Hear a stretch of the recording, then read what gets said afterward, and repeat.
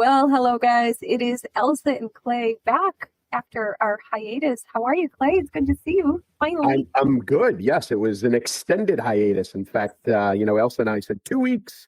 It turned into 3 weeks, the holidays and all. But we are back, and it is January, and we are happy to be back with y'all after the holidays. Bold faith, real truth, no apologies. Stand your ground, say what you see. Elsa and Clay bring the truth out loud. No backing down, no bowing out. Turn it up, let freedom roll. This is the Elsa Kurt Show. How are you doing? I'm good. So Clay knows this, but I don't know if you guys know this. I'm sure I've talked about it. But so as you all, I do know you know this. We, of course, go to Florida for Christmas. What you don't know is that it's my second granddaughter's birthday on January 6th. Yes, J6. She's a J6 baby. Funny, right? Never going to forget that date, right? So my husband and I go for Christmas. We come back. We got back this time like on the 26th. And then I turn right back around and I go back. This time I went back on January 5th, the day before her birthday. So it's like such a quick, crazy turnaround. I'm home for whatever that is, like 10 days, maybe 9 days, I think. And then turn right back around and go back again. So I knew that, but I also forgot that. So I messaged Clay. I'm like, hey, I think we got to add on one more week to our hiatus, or you can do a solo show. And then I think you got sick, right? You were I did.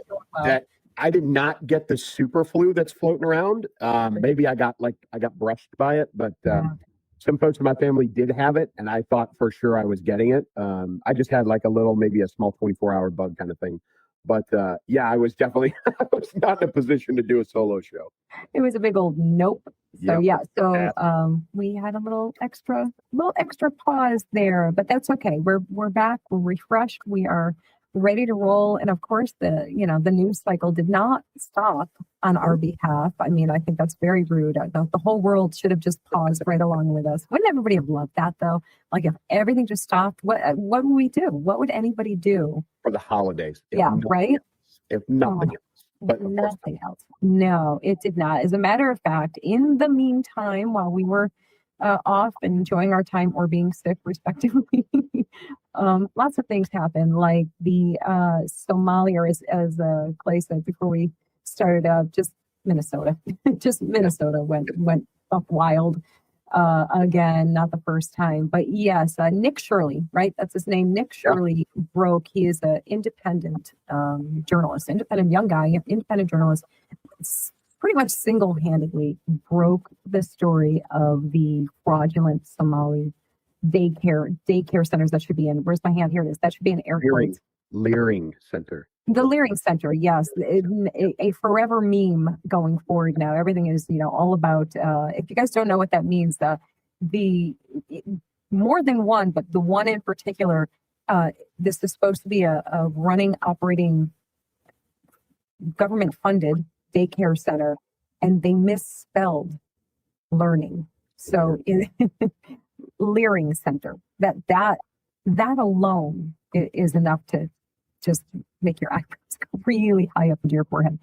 So yes, Minnesota ran large daycare subsidiary programs, investigations, and reporting uncovered cases where some daycare centers, and it's, we should make sure we say not all daycare centers, some daycare centers were billing the state for kids who weren't there, hours that didn't happen, or facilities that appeared empty. Millions of taxpayer money may have been, I love the may have been misused. Were misused. Let's be real. Were misused. Millions and millions of dollars went into these fake daycare centers. And what does the left say? What they always say: racism. You're racist for saying that. Yeah.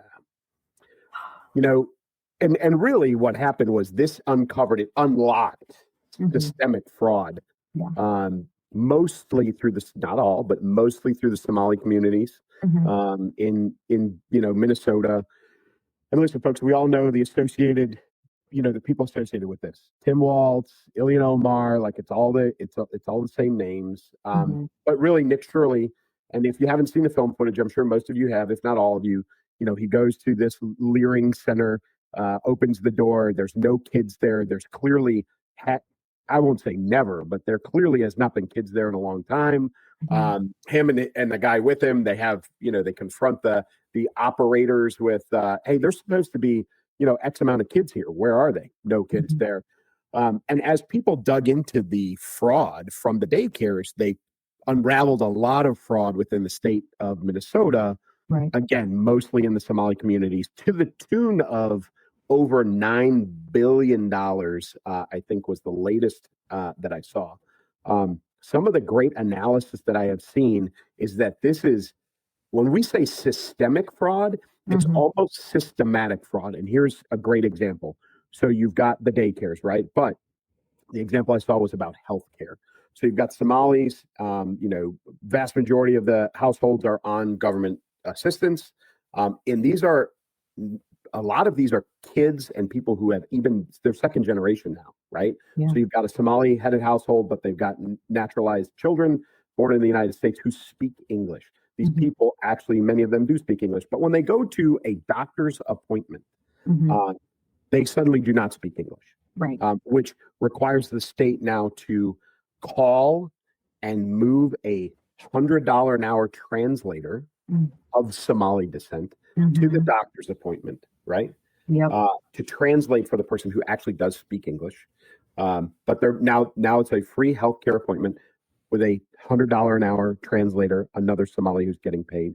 Oh, by the way, the transportation system to get these people to and from the doctor's appointments also run by Somalis, right? And they're charging the state exorbitant rates to get people to these doctor's appointments, and so on and so forth. So it's all this interwoven cultural fraud that is being unlocked and uncovered across the state of Minnesota. And it's insane how deep this thing runs. It is so insane. And we're just scratching the surface. And I can't even say we, I mean, people like Nick Shirley and, everyone else who jumped on that essentially after or at the same time, whatever the case is, and just said, hang on, let me go check this out. Let me ask some questions. Let me physically go there.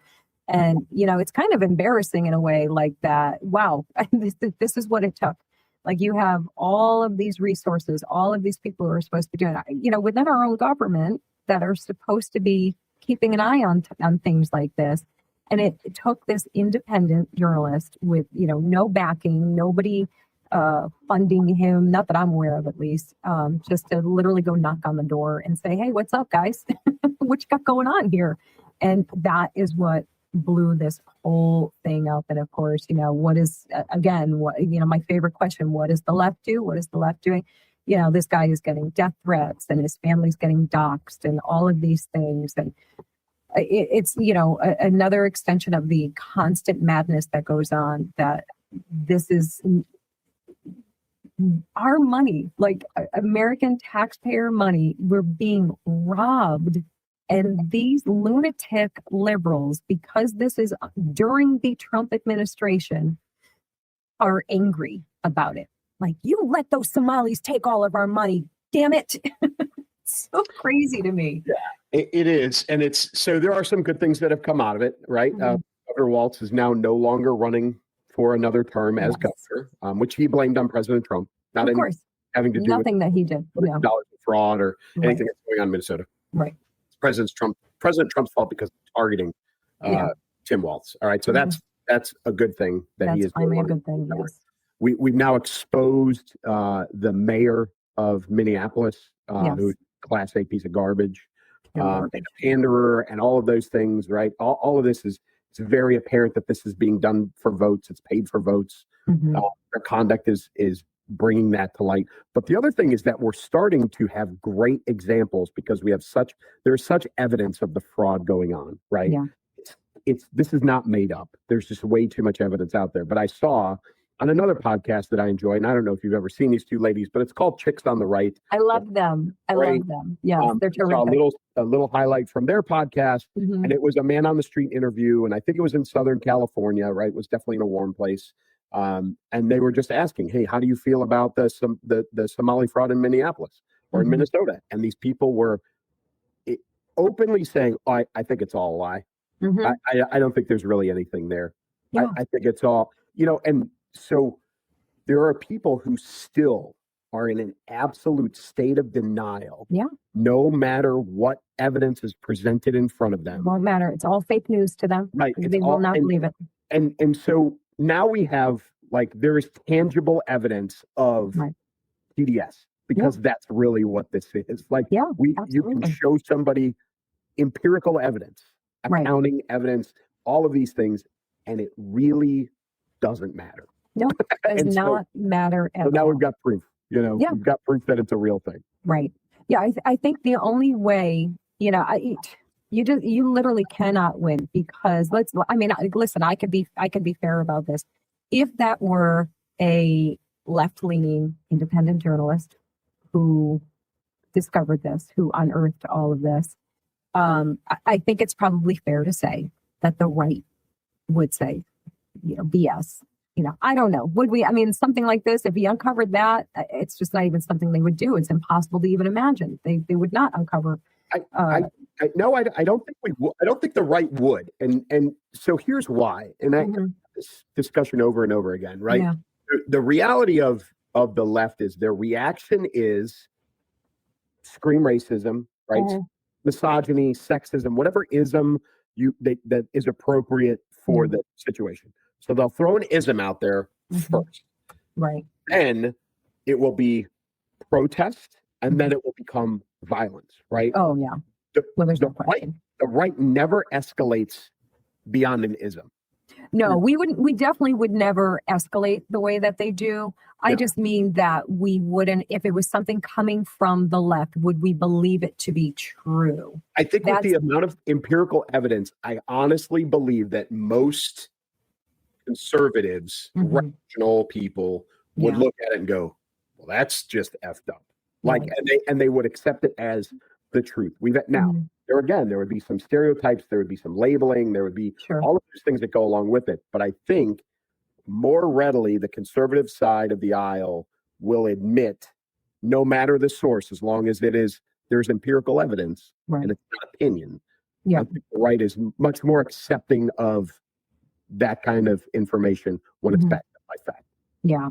I like to hope so. I like to believe that's the case. I'm a little salty here because of the whole Candace Owens thing, because I which is unrelated. Obviously it might be a little bit of apples and oranges here, but I mean it in the sense that, because there is a faction of the right that are, just diehard Candace Owens fans. And I don't have a whole heck of a lot against her or her making money off of what she does, more power to. But it's what she's been doing and how, in my opinion, that she's gone completely off the rails and, doesn't back anything up with actual evidence or anything. So I've been making fun of her pretty hard. I've been doing some parodies of her and all this, just having a good time with it. And, people on our side have, come out pretty aggressively, in the comment section. It's like, wow. So you're going to just throw away any ounce of reserve, I guess, or pause for thought, and you're just going to go full rabid. And, and again, I have no problem with people disagreeing with me. Tell me you disagree in the comments. There are plenty of people who just simply disagreed with me in the comments and stated as much like, well, I don't agree with you. I think you're wrong. I think Candace is right. And I think, There's that's some talismans. There's some people on the right that have been, I won't say dubbed untouchable, but there are some that people will defend blindly. I think Right. Candace has a following like that. I think Tucker has a following like that. Megyn Kelly has a following like that. Yeah. Ben Shapiro, Matt Walsh. But you could also say the same thing. And I've taken a lot of heat about my stance on Secretary Hegseth. Yeah, they come for you. Yeah, they do. After me. Yeah. And it's because there's this level of blind loyalty. That's why I said, I think with empirical evidence, not opinion, I think that the right is much more accepting to say, yeah, we blew that one. Right. But I will also say there is plenty of, defending the indefensible based on opinion. So I don't think, either side of the aisle is better one way or the other based on opinion. I think just based on factual evidence, I think the right is much more accepting. Yeah. I would absolutely agree with that for sure. Definitely. So it kind of, geez, I mean, this probably could be just like one long episode just talking about everything Minnesota, right? Everything that goes on there. But my goodness. But I have to say one more time, I'm so glad to see Tim Walz take a hit here. I'm so glad to see that. Again, it's never going to be enough until I see criminal charges. I'm not really going to be happy about anything. And I think that I speak for a lot of people when we're talking about this level of fraud and corruption and all of those things. It's like, that's great that he's not going to run again. But where are the criminal charges? How about that? Let's see that, please. Come on now. And maybe we will. Maybe we will. I don't know. It gets really hard to continuously hope for things that should happen and not see them happen. But again, I also like to always say we don't know what's going on behind the scenes. We're not. I know some people think that because we do this, we're like insiders. Somebody actually told me with that whole Candace Owen thing that I'm, they bought me. They're paying me off. I'm collecting a big fat paycheck. I'm like, dude, somebody tell my bank account that news because paid off. Right? Pay me off. Do it. Do it. Yeah. I dare you.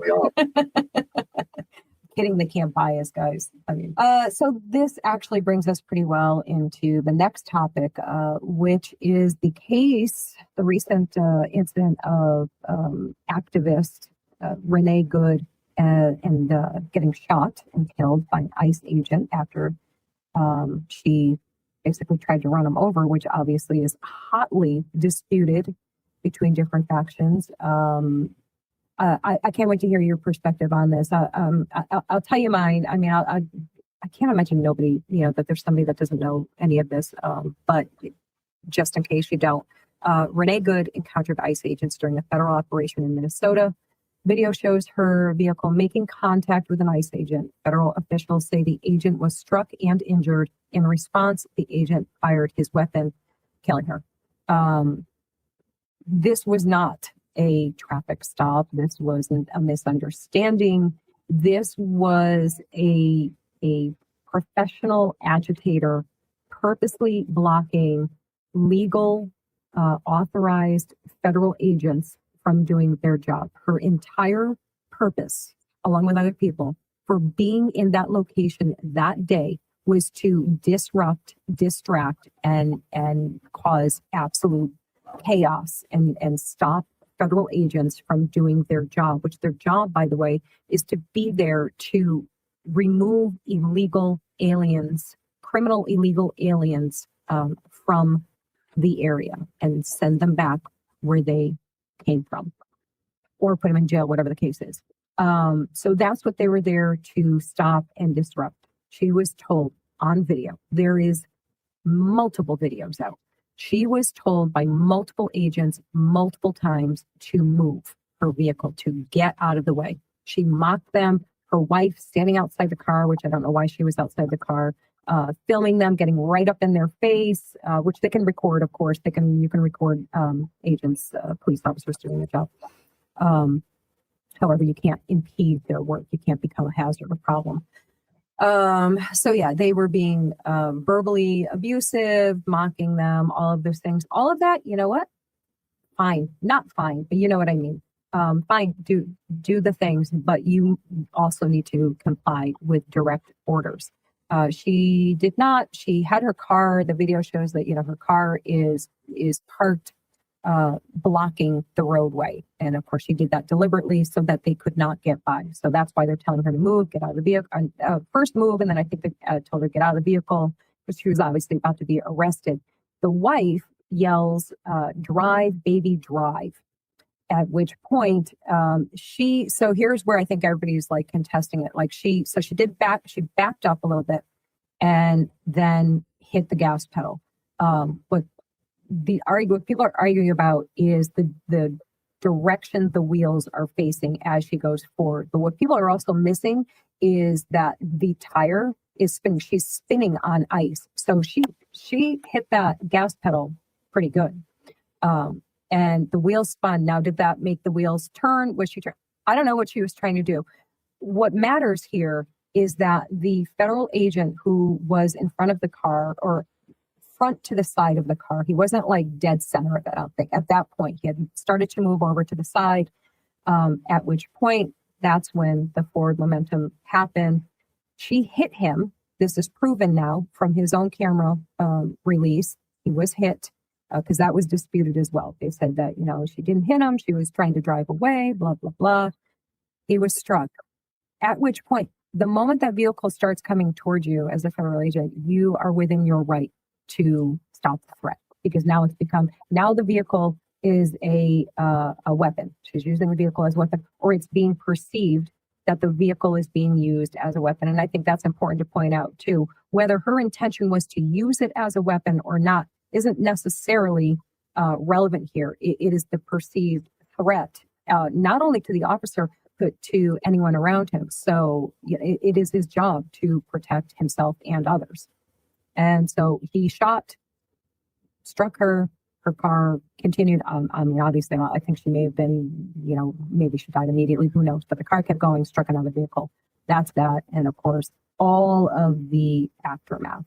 Cars are a deadly weapon. I'm sorry, guys. And it was being used as a threat, as a deadly weapon. And none of this would have happened if she had been home with her kids that day, or at work, or having a coffee in a cafe, or just living a normal freaking life instead of inserting yourself into something that had nothing to do with you. That's my opinion. People don't like it. I don't care. This entire thing was clouded from the very beginning, and both sides of this, incident are kind of guilty. And when I say both sides, I'm not talking about her versus the ICE agents. I'm talking about, the conservative versus liberal perspectives, right? Yeah. So this happens, and then we get one camera angle. Mm-hmm. That camera angle, showed an ICE officer trying to open the door. Mm-hmm. You couldn't see the officer who got shot, or the officer who got hit with the vehicle from that initial camera angle. Then we got another camera angle, which was from, it seemed like an apartment building. Yeah. You could see the It's like agent an angle right in front of the car, which, it did look like she missed him, or he tried to jump out of the way. And then, so as all of this evolved, right, you had the video releases of all kinds. You had another one taken from an apartment. And this is the 3-minute and 30-second video, which is so important to the context of everything that happened. Yeah. Because there was a narrative that she was on her way to a doctor's appointment. There was a narrative that she was just out running errands. There was the narrative that she was just trying to get out of the way. There were all of these things. And in reality, as you said, she parked her SUV, whatever it was, perpendicular on a residential street, backed on one side by parked cars, and she had been sitting there for 3 minutes. Okay, that throws all of the outrunning errands, doctor's appointment, trying to get out of there. All of those narratives died immediately as soon as that perspective, that camera angle came out. Yes, some of the ICE vehicles went around her because she couldn't block the entire thing. However, she was impeding the speed at which they were trying to execute the operation that they were on. So there's problem number one. But you're right. As, ICE agents approached, they told her to move, they told her to get out. People, vehicles went around her. And then finally, you had the agents get out of their vehicle. Her window was open. Yeah. We got the body camera footage where he got out. She talked some smack to him. He walks around the back of the vehicle. Her wife is there with the cell phone, talking about the license plate. She actually even said in there, "We're vets," or "I'm a vet," or something like that, trying to say that she's a veteran. There's no record of her service of any kind anywhere. Yeah. And then he comes around the other side of the vehicle. Eventually, they tell her to get out of the vehicle. And in the meantime, you've got a couple of agents moving in and around, and one of them stepped in front of the vehicle, right? And that's when drive, baby, drive, right? And she hit gas, and she hit the agent, which we now released today, found out that he had internal bleeding from being struck. Okay, so this was not a miss or even a near miss or even a bump or a rub or any other adjective that you want to use. Got hit by a vehicle. And he discharged his weapon to protect himself and everybody around him, and he shot her. Yeah. And, then there was narratives that followed about her past and her wife's past. Okay. You've probably seen this. There was a criminal record sheet. I saw that. Picture Mhm. totally fabricated. Yeah. All right, folks, for anybody who thinks that that stuff is okay or a good idea, you're not helping. All right. No. I know. And that came from the conservative side of things. Yeah. All right.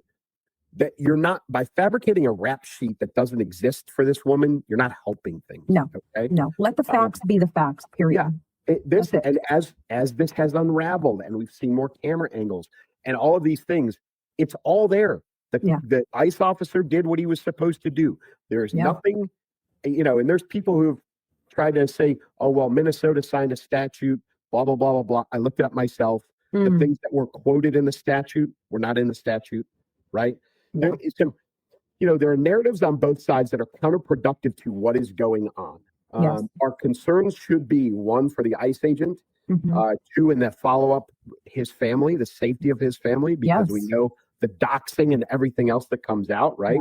The agent's name was released, Yeah. again, a form of, not by DHS and not by ICE, but by somebody else. Right. So there's that. We need to be concerned about Renee Good's children for their welfare and well-being. Yeah. I honestly, you can say all you want about her ex-husband, the reason they divorced. I don't care, right? That truthfully, in the moment of what happened, is completely irrelevant. Yeah. Is she a paid protester? Yes. Is her and her wife also a paid protester? Yes. Are they agitators as people? Yes. Should they have been there? No. The reality is this is a series of bad decisions that put her in a position that got her killed. Right. What we collectively as human beings need to worry about are the fact that no one in her circle of friends or family looked at her and said, stop doing this. Yeah. No one looked at her and said, you have children that you are responsible for, at least one, right? Right. You know that there's three. That's the story I've heard. She has, custody of one, the other two, somewhere, whatever. Yeah. But no one around her looked at her and said, you are going to get yourself or someone else hurt or killed. Right. And she is just an example of that. Yeah. You can take that and you can lay that on every single one of these paid protesters. Yeah. You are going to get yourself or someone else hurt or killed. Please stop doing this for your safety, for everyone else's safety. Yeah. But no one is saying that. And that societally, in society, that is part of the problem. It's that these people, and it makes me wonder, was her circle of friends, one, an echo chamber of just people just like her, or was it just her lunatic spouse? Right. Was there no one else in her circle to tell her this is a horrible idea? Right. If you just use just the photos that they've presented, if you look at it as a timeline in a way, Sure. and you see this drastic appearance change in someone, and we're not talking about just simply aging. We're not just talking about getting older. We're talking about a drastic appearance change in someone. So something has happened in this period of time, from the time, the picture that they are using constantly, which I think was she might have been pregnant with one of her kids in the photo. It's like a beach photo, and she looks very normal, very relaxed and happy and normal, right? And that's the photo that they're running with, the media is running with, and the left is running with. Because why are they using that one? Because she looks normal. She looks like somebody's mom, nice lady, probably going to pick her kid up from soccer. That's what she looks like, right? In that picture. But then you see the images and the stills and the video from that day, and recent pictures of her from her own social media that people mined. And you see a very, very different looking woman there. Someone who does not look okay, does not look like she's feeling good about life and things. And, this is that, sorry guys, but this is the prototype of the radical liberal white female of the 2020s. This is what they look like. If the hair isn't blue, or if the, septum isn't pierced, or there isn't 500 tattoos. And I love tattoos. I'm not mocking tattoos at all. But there is a whole vibe that they all seem to have. And that's what she had. So, I'm really dispassionately curious about just kind of conversationally curious. Like, I'm not going to delve into it. But man, oh man, what happened between then and now to make you the way that you are? It's not okay. And maybe it's something to do with this woman, this wife that she, got involved with. And, maybe that was the start of this radicalization. I don't know. I just know, and I talked about this yesterday. I did a little mini solo podcast, Clay, I did yesterday.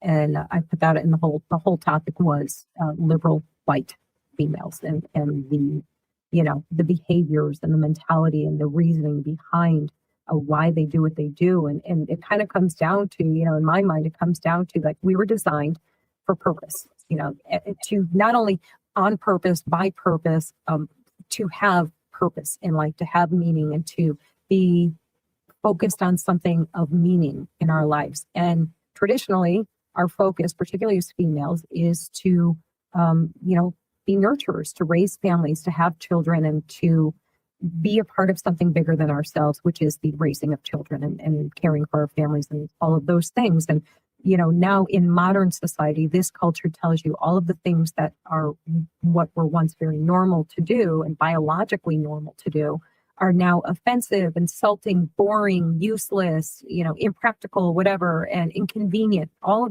of the things that nature tells us, society, culture is saying is wrong and bad, no good. So you have these people who are, either not having kids or not putting them at the value level of where we would have once upon a time.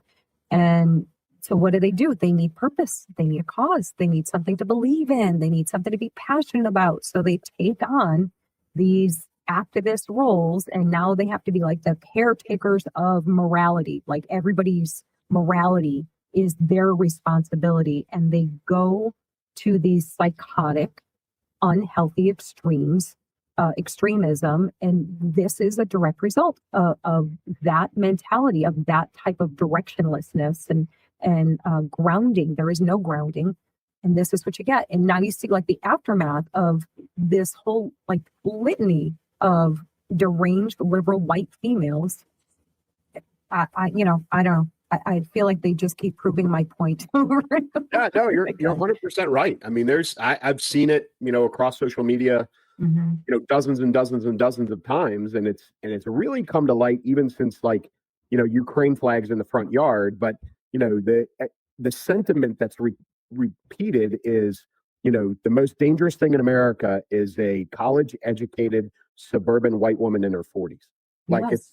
Because that's where so much of this comes from. And if you look in the crowds of protesters, that is just by the eye, right? I'm not talking any studies, nobody's taking polls, but if you just look at the protesters across, wherever, and it doesn't matter, it's not just Minnesota, it's LA, it's New York, it's everywhere. Right. But what you perpetually see are white women. And when you narrow it down, that's somewhere in their, mid 30s to maybe even 60, right? That is the demographic that we continue to see. Yeah. Just Alongside, and the only males that you see with them out there protesting skinny are jean, low man bun. Yeah. Oh yeah. Low it's all those T, guys. Yeah. right? Low 100%. T, Yeah. low T beta males, But soul boys. Yeah. The picture thing is an old tactic, right? And this has been going on. If you live in any near or around any major metropolitan area where there's gang violence, right? I'm a Chicago area kid. You will always see, right, when a young man is killed in a violent way due to crime. Trayvon Martin's a great example, right? Yes. You see the graduation picture, right? You see the picture from, when they were 11, and then you find out that they were 17, that they're now 17. But it's this very, like, the most innocent looking photo they can find. And then inevitably, not long after, another photo surfaces of the individual, and it is the stereotypical gangbanger, right? It's all of those things. But everybody wants the sympathy shot first, which is the picture that you're talking about with Renee Good, and that's what you get. You get the happy, the suburban mom, the makeup and all these things. But then you see her sitting in the car and you're like, is that even the same person? And there's your hypocrisy too, right? Like 100%. they know damn They know well exactly that picture is not going to garner the sympathy. They know, you know. Yep. others. Yeah. So, you know, really the ICE agent is recovering. You know, I'm sure that him and his family are going to go into some sort of protective custody. Yeah. You know, their life is going to be uprooted if he chooses to continue to work for the organization, which I assume he will. By the way, this is the second time that he's been hit by a vehicle in the line of duty. Yes, he was pretty banged up. Yeah. So, you know, if he chooses to stay working for ICE as an agent, you can almost guarantee that his family is going to be picked up and moved. They will be relocated, uprooted, all of those things for their own protection. Yeah. Because that's where we're at right now. Right. And so, you know, you can point fingers and place blame, and you can say President Trump and Tom Homan and Kristi Noem and you know, Bondi, and you blame everybody that you want. The reality is that woman made a series of bad decisions that put her in a place that she didn't need to be. Yeah. This wasn't civil disturbance. This wasn't civil disobedience. This was actively agitating and interfering with an ongoing investigation, and then assaulting an officer, which you know, ended in her being shot. Yeah. So point all the fingers you want. You can, I mean, we can all play the same game, and you can blame it on President Biden. You can blame it on you know, if the Somali community hadn't been rife with fraud, that wouldn't, you know, is a contributing factor. But you know, this is about personal accountability, and I don't like the FAFO, like it's being overplayed, but this is about personal accountability. And that woman made a series of bad decisions where no one stepped in and told her it was a bad idea, and it got her killed. And unfortunately, in today's day and age, she is the last person that's being blamed. Right. Yeah. When she should be the first. Absolutely. Absolutely. Zero, like you said, zero personal accountability here. And also, like you said, to your point, if we're going to be playing this long list of blame game where you deflect it to everyone else, I mean, then you've got, you know, go all the way back to the beginning of creation. Then, you know, that's if you want to play that game. Give me a break. Ultimately, had she not made those decisions, this would have never happened. It could not have happened because she wouldn't have been in a position for that to happen. And that is not victim blaming, because she's not a victim. She's an agitator. A person killed for making bad decisions. Yes. Yeah. Absolutely. Absolutely. You know, and I stay true to my word. I don't get into it in the comment section with people, but one glance at those comment section tells you, you know, how many people have no idea whatsoever how law enforcement acts in response. Like, they don't understand the protocols of what happens in any incidents like these. You know, I love they couldn't shoot the tires out, or they couldn't just do, just stop. You just sound silly. You just do. Yeah. Not the movies, folks. Yeah.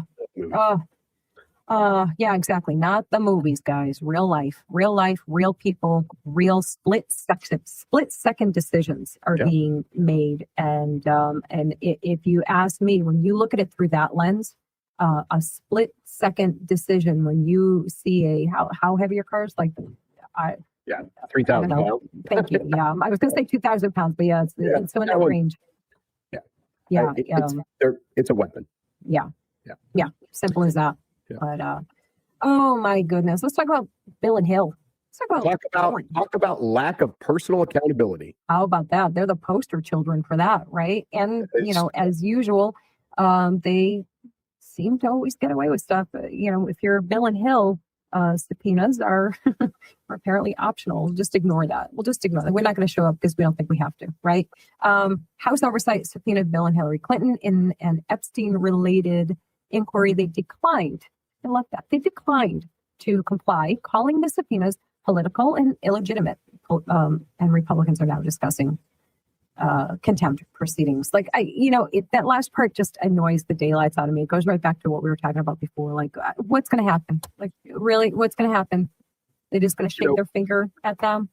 The Clintons broke the system. And the system was for decades that a president left office and went back to their life. They offered advice and counsel to sitting presidents, right? There was a very small club of living former presidents who were always available to whoever the current president was, because who else do you go to, right? Yeah, right. You know, there's not a lot of people that can advise you. So when you left office, you left quietly. You generally remained out of politics, and were there for counsel if asked, and remained at the service of the nation if required, right? Yeah. President Carter is probably the most famous former president who on a number of occasions stepped into diplomatic scenarios to offer some help, some actual help. Regardless, when the Clintons left office, and mostly because of Hillary, Secretary Clinton, when they left the White House, it was under a flurry of, remember they popped all the W's off of the keyboards and they glued stuff. And it was really, their staff was terrible. But they were not allowed to leave the political world because she was stepping into it. Yeah.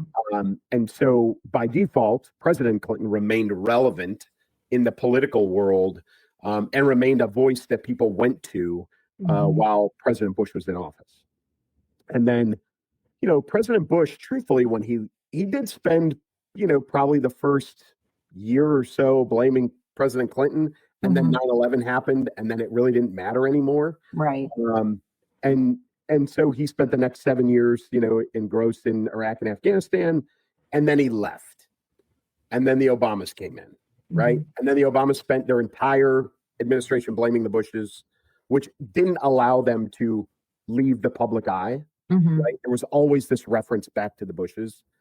And then President Obama, more so than anybody as he left office or after he left office, has remained politically relevant and in the system. And so, when the Mar-a-Lago happened, I wrote about this. You and I've talked about this before. Yeah. They opened Pandora's box because when you were a former president and you left office, essentially everyone left you alone. Right. You left everybody alone. They left you alone.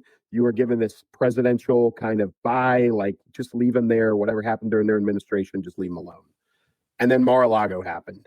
And so Pandora's box was opened. Right. And as soon as that happened, the Clintons became a primary target for every conservative. Yeah. Mostly because they were the ones who broke the system. And then now you've got this. And they're literally thumbing their nose at the American government.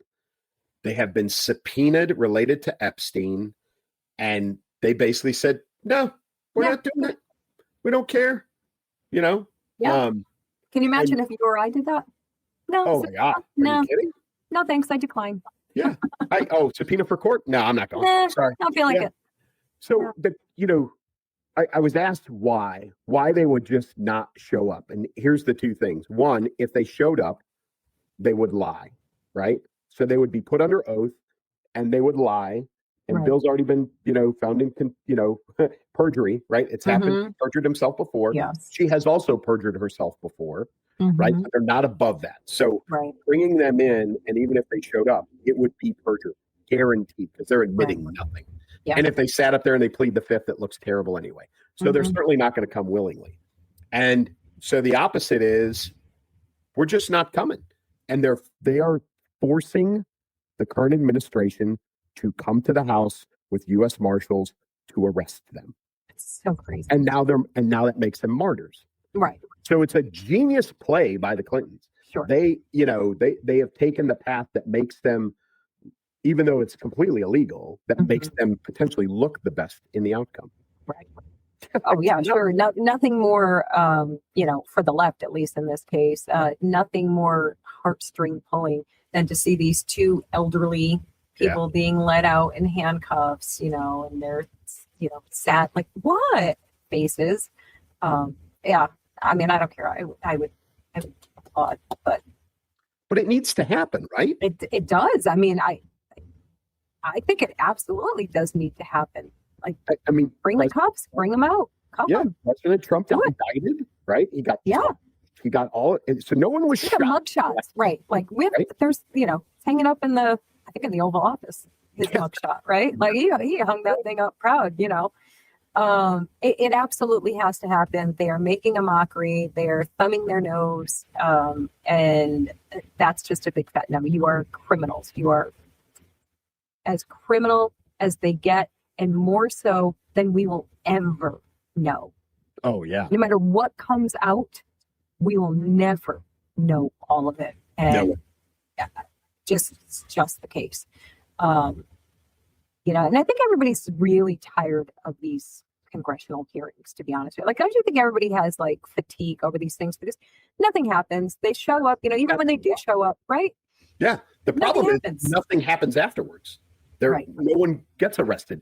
No one gets in criminal court. They testify in front of Congress, and that seems to be the end of it, right?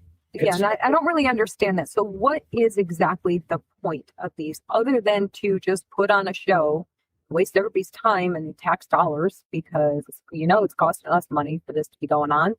All these investigations, the years spent on these investigations, the dollars that go into these investigations, and for them to just, I don't know. I mean, you can't even call it like a public embarrassment anymore, because they still don't care. They just sit up there and go, I do not recall.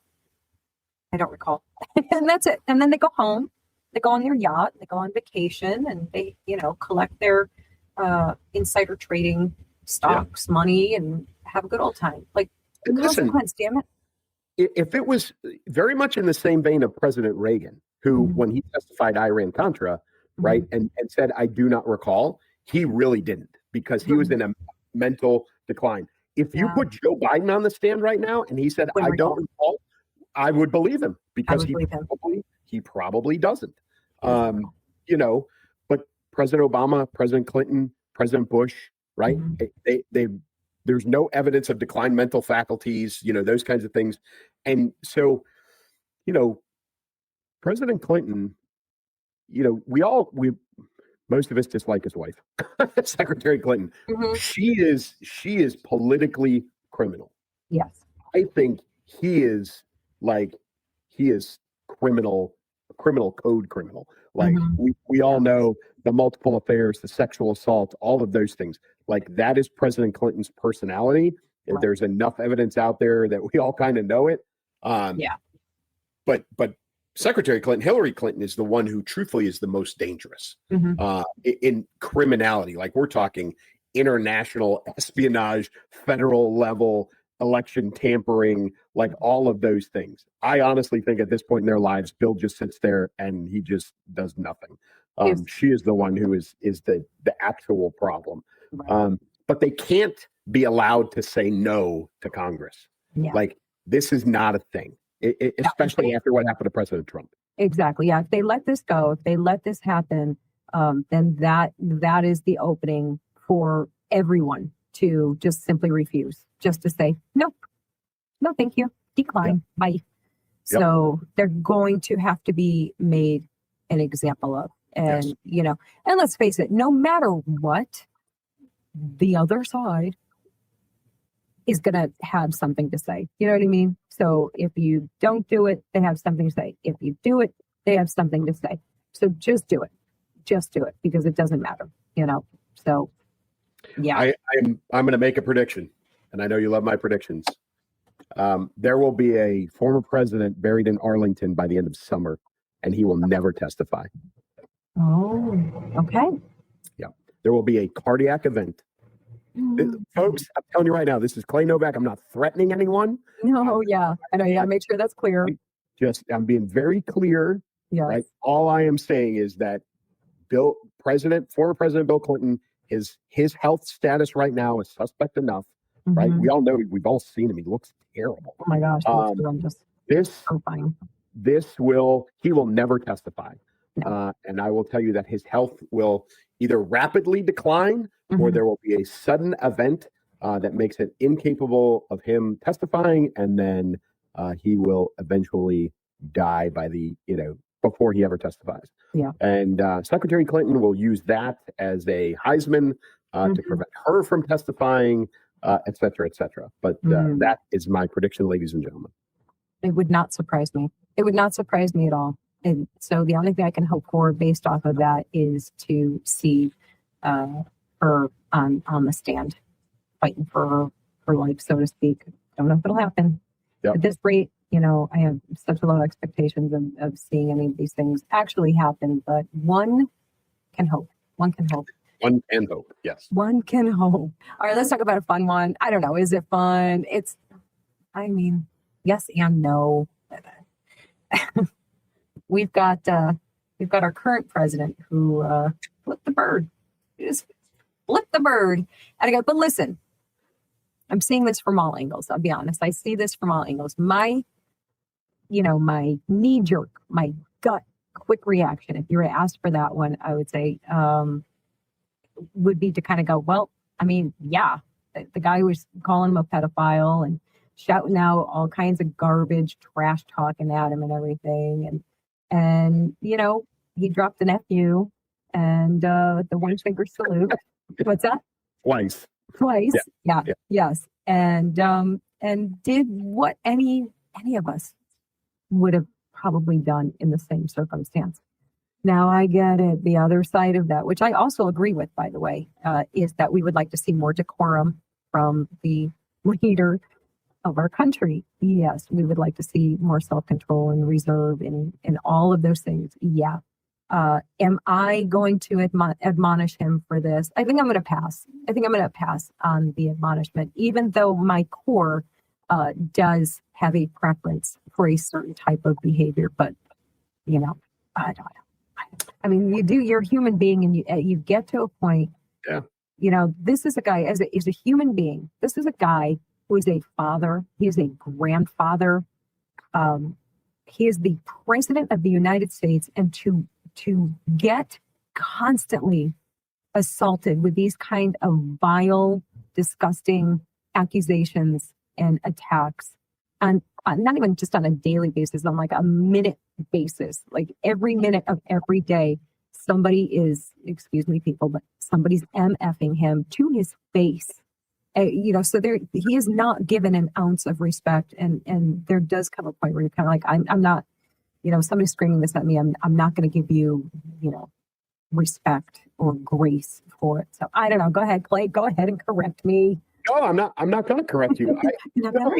I'm not a fan of this. I've said this since the last administration. I would like him to act better. However, I'm going to go different than I normally do. There are two things about this. One, communication to the audience in the way that the audience is going to receive your message is very important. You're talking to a factory full of auto workers in Detroit, because that's who this was. Yes. Sometimes you have to speak their language, which is exactly what he did. He did look at a guy, a blue collar guy, probably a UAW union guy. Yeah. If he's in an auto plant in Michigan, and he used language that those individuals use on the floor of a factory on a minutely basis, right? Right. So he sent the message, and he used it used the language that it was appropriate for the audience. Again, I would prefer that he doesn't, but in this case, I think it was the right thing to do. Yeah. The thing that I wish would have happened was that the rest of the folks around that guy would have turned around and fixed it themselves. Yes. Because again, we are in this, you can't do anything, you can't touch anybody, you can't, this is a course correction for that individual that needed to happen from his peers. There needed to be 6 guys around him that turned around, 2 guys grabbing him by the arms and 1 guy punching him in the face, and then the other 2 guys grabbing his legs and dragging him out of there. That's what should have happened. Yeah. And I think that those are the things that we need to see more of. We need to go back to that instant, here's karma. Here's target feedback, as we like to call it, right? you know that you struck gold when you get that kind of feedback. But that's what I mean. Somebody should have popped that guy in the mouth. Yeah. And I know there's repercussions. I did see right before we started recording, I think that guy has been fired or at least suspended at work. And I'm okay with that too. Yeah. It's not conduct that any company would want representing them. So I'm okay with that. But I really wish that somebody standing next to him, some other blue collar dude in jeans and a t-shirt, would have turned around and, and busted his lip for him and told him to shut the F up himself. But in this singular case, I'm giving the president a pass.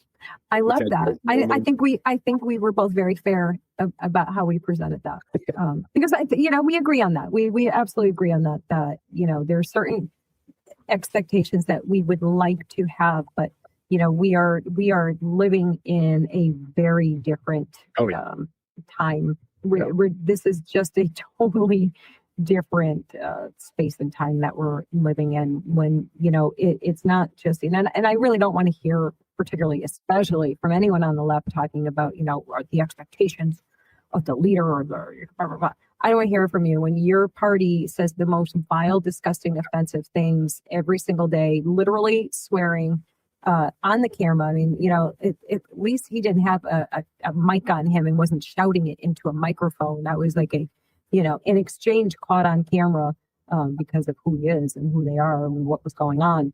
But it wasn't like a hot mic moment, like, Jasmine Crockett telling everybody F you. Didn't she just tell the Supreme Court to F off?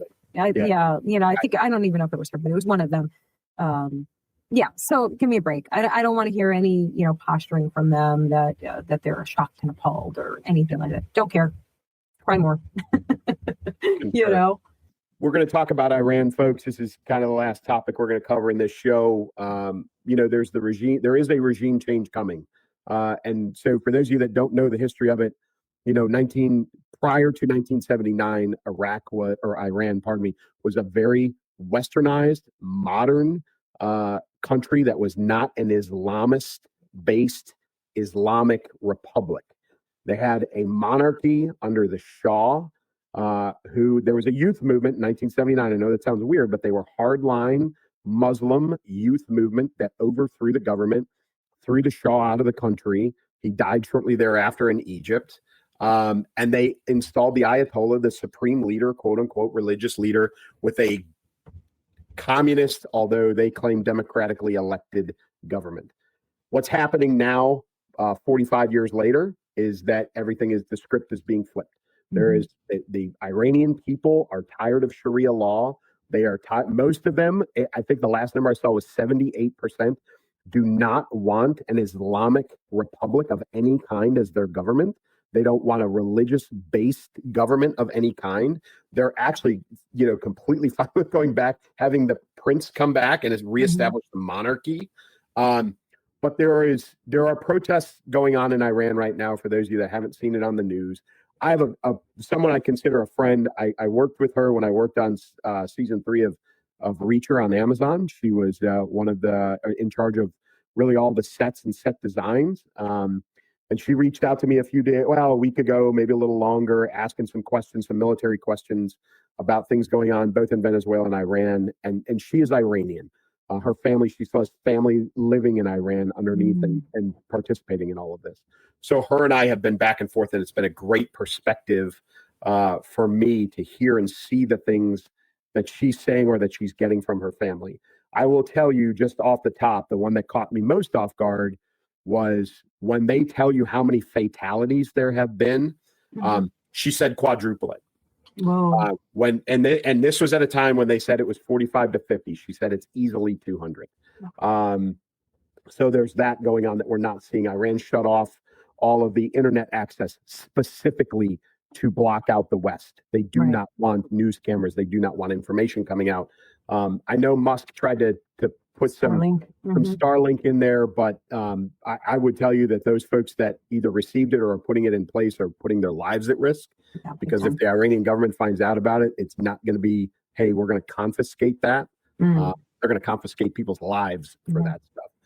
But really, folks, what we all need to know and understand is that Iran, when this regime change happens, and I think very reluctantly, the U.S. should be involved with this. I think the intelligence community, CIA, and some others should be, if they're not already actively involved with this. But we are going to see a significant turn in the Middle East. When this goes to a non-theocratic, a non-religious based, democratic, even if it's a monarchy, when you see Islam leave Iran, you're going to see a drastic change across the Middle East. Right. So I would imagine it would start a whole chain reaction, right? I mean, if they can do, that mentality of if they can do it, we can do it. Well, so what's been going on, truthfully, since the Shah was deposed and since there's been this massive Islamic movement, is what we're seeing in Europe, right? We're starting to see, this radicalization of all of the migrant Muslims that have moved out of the Middle East and moved into Europe. UAE just the other day said we are no longer paying for residents of UAE to go be educated in the UK because we are afraid they are going to be radicalized in the UK and then come back to the UAE as radical Muslims. And so the Middle East is turning, right? There's I think it's one of the princes of Saudi Arabia has gone to Christianity, right? So you're starting to see these things, whereas the last 50 years, you've seen a rapid decline in Christian population in the Middle East. I know Iraq had a Christian population. It's all but gone. Egypt had it, all but gone, right? But you're seeing a rapid rise in Christianity in Iran right now with this regime change. So I think you're going to see some instability, but I think you're going to see a non-theocratic first one, nation in the Middle East in a long, long time. And I think it's going to be a great change for everybody. Yeah, absolutely. Can somebody get the memo to the liberal white females, please? Yeah. Find Somebody me some, needs to let them. Yeah. Find me some, support Iranian citizen flags in suburban front yards. If you find those, please take a picture. Right. Yeah. You're not going to find any. You're not going to find any of those. Why would you? Nope. These are the people who marched, a couple months ago for no kings, and they're supporting a literal dictator, Venezuela, Maduro, of course. Iran, the Shah's and Iran, of course. Yeah. Ayatollah. It's the same. Yeah, same thing. So wave your little flags of the day of the week, and without any actual knowledge, right? Those are people that need help. They need funding. They need military intervention. And President Trump has said it. If they are killing protesters and there's evidence of it, the U.S. is going to get involved. And good. Yes. I do know that one of the key leaders of the IRGC has already been killed by Iranian civilians, right? Wow. Part of their missile, I think it was their missile defense or missile application commander. He got killed at his house. So they are starting to take things into their own hands. But I think they deserve our support probably more so than most. Absolutely. What an amazing time in history to witness, right? I mean, we're actually going to see that happen is pretty wild. And there's a beautiful video I saved and shared of what Iran looked like back in the 70s. And it was so beautiful. It was so beautiful and free, and people were just living. Afghanistan was the same way. Yeah. If you go back and you look, right? And again, I spent a lot of time over there. Kabul was a modern city, had a modern subway, had a zoo, had all, women in mini skirts. They were going to university. Like, it was all of those things. And then, turmoil happens. In Iran, the case of Iran, it was the Shah being deposed and the Ayatollah being installed. And then Afghanistan, the Russians came in and they, tore the place apart. So I think the most interesting thing is it is literally the grandkids of the youth movement that overthrew the Shah. Those people's grandchildren are the people, you're talking 2 generations. Yeah. Their grandchildren are the ones that are flipping this thing over and turning it back to that it was. Yeah, it's really incredible. And I think everyone's worldview would be so much better if we actually understood and knew that history of those areas, right? Like, if we actually knew and had those comparisons, but the powers that be don't want our youth knowing these things, obviously. But oh my goodness. Wow, we covered quite a few topics there, really good ones too. I'm glad we were able to discuss those things. I get antsy when we're away, when we take our break, and it's like all these things are happening. I'm like, I just want to talk about these things with Clay forever. I just want to share them. So we got to talk about them. There will be more stuff to talk about next week. Nobody's going on vacation next week. We expect to be here next week. I'm not missing the babies next week, unfortunately for me. So we thank you guys for waiting patiently for us to come back. I know you're all just sitting around waiting, and what do they call that? Twiddling your thumbs, waiting for us to come back. Right. I actually had people message me and go, "Hey, I looked for, like on Friday last week." People were like, "Hey, I went to YouTube. I went to find you guys. I couldn't find you guys. No, we took an extra week off. Sorry."